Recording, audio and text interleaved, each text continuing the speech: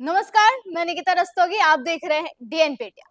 दिल्ली विधानसभा चुनाव के साथ मिल्कीपुर उपचुनाव के मतदान की प्रक्रिया भी पूरी हो चुकी है। नतीजे ईवीएम में कैद हो चुके हैं, जो 8 फरवरी को यानी कल घोषित कर दिए जाएंगे।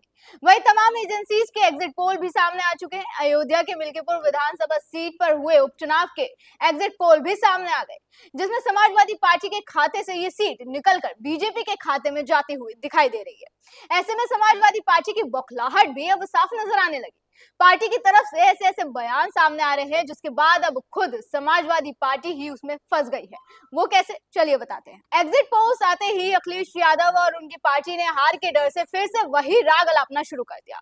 उनकी तरफ से कई ऐसे बयान सामने आए जिन्हें सुनकर ऐसा लग रहा है कि जैसे नतीजों से पहले ही समाजवादी पार्टी ने हार मान ली है। पार्टी ने मान लिया है कि मिल्कीपुर सीट उनके हाथ से निकल गई है और यहाँ बीजेपी का जादू चल गया। हमेशा की तरह अखिलेश यादव चुनाव आयोग पर और पूरी चुनाव प्रक्रिया पर सवाल खड़े कर रहे हैं। बीते दिन ही उनका चुनाव आयोग को लेकर एक बेहद ही चौंकाने वाला बयान सामने आया, जिसमें सियासी हलचल तेज कर दी। उन्होंने बड़ा बयान देते हुए कहा कि चुनाव आयोग मर चुका है, अगर सफेद कपड़ा मिल जाता तो चुनाव आयोग पर चढ़ा देता। पहले आप उनका ये बयान सुनिए। जब चुनाव शुरू नहीं हुआ था उस समय ही मैंने प्रेस के माध्यम से आप सब लोगों को आग्रह किया था कि लोकतंत्र में मिल्कीपुर का चुनाव एक बहुत महत्वपूर्ण चुनाव होने जा रहा है। इसमें अनुभव मिलेगा कि आखिरकार चुनाव कैसे कराती है सरकार। निष्पक्ष चुनाव होगा, कहीं भेदभाव नहीं होगा। लेकिन हम लोगों की कई 100 शिकायत करने के बाद भी चुनाव आयोग का पता नहीं लगा कि कहाँ चुनाव आयोग। इसलिए मजबूरी में हमें ये सफेद कपड़ा डालना पड़ रहा चुनाव आयोग पर। मतलब अभी नतीजे आए भी नहीं कि पहले ही सपा मुखिया ने चुनाव आयोग पर ऐसे ऐसे बयान देने शुरू कर दिए। अभी लोकसभा चुनाव में अच्छी सीटें जीती तो तब चुनाव आयोग सही था और अब चुनाव आयोग मर गया है। कहा जा रहा है कि अखिलेश यादव और उनकी पार्टी को पता है कि वो शायद इस बार अपना गढ़ बचाने में नाकामयाब रहे, इसलिए उन्होंने वोटिंग में धांधली का नैरेटिव सेट करना शुरू कर दिया है। अखिलेश के इस बयान के बाद बीजेपी भी सपा मुखिया को जमकर घेरती हुई नजर आई। बीजेपी नेता संबित पात्रा ने मीडिया से बातचीत करते हुए कहा कि चुनाव आयोग एक संवैधानिक संस्था है और इसे मृत बताना, इसके लिए कफन पेश करना लोकतंत्र पर आघात है।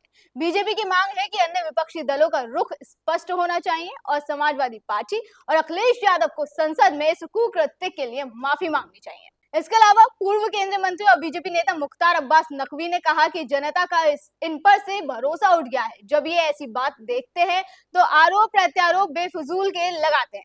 6 महीने पहले उसी चुनाव आयोग की बम बम तारीफ हो रही थी और अब अचानक से मर गया है। वहीं सपा नेताओं ने तो फिर से चुनाव कराने की मांग उठा दी है। दरअसल सपा सांसद अवधेश प्रसाद, पूर्व मंत्री पवन पांडे और सपा के जिला अध्यक्ष पारसनाथ यादव ने एक प्रेस कॉन्फ्रेंस करी, जिसमें जिला अध्यक्ष ने चुनाव को निरस्त कर पुनः चुनाव कराने की मांग की। पारसनाथ यादव ने कहा कि ये चुनाव इतिहास का काला अध्याय होगा।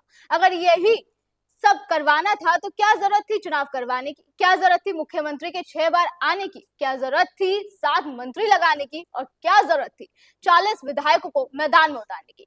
वही सपा सांसद अवधेश प्रसाद ने आरोप लगाया कि चुनाव में सरकार ने बूथ कैप्चरिंग करवाई, सपा कार्यकर्ताओं को पिटवाया, सपा एजेंट को बूथ से बाहर निकाला गया। यहाँ पर पुलिस के लोग बीजेपी कार्यकर्ता बनकर काम कर रहे थे। फिर भी मैं अपने कार्यकर्ताओं को बधाई देना चाहता हूँ कि उन्होंने डटकर मुकाबला किया, नहीं तो मिल्कीपुर सीट पर जीत का इतिहास बनता। जिस तरह से प्रेस कॉन्फ्रेंस में सपा नेताओं ने ये बात कही, उसके बाद सवाल उठने तो लाजमी है कि क्या समाजवादी पार्टी ने मिल्कीपुर सीट से नतीजों से पहले ही अपनी हार को स्वीकार कर लिया है? बहरहाल अभी तो बस एग्जिट पोल्स आए, नतीजे आने अभी बाकी है, उसका इंतजार है जो कल खत्म हो जाएगा। अभी के लिए इतने। आप देखते रहे डीएनपी इंडिया। नमस्कार।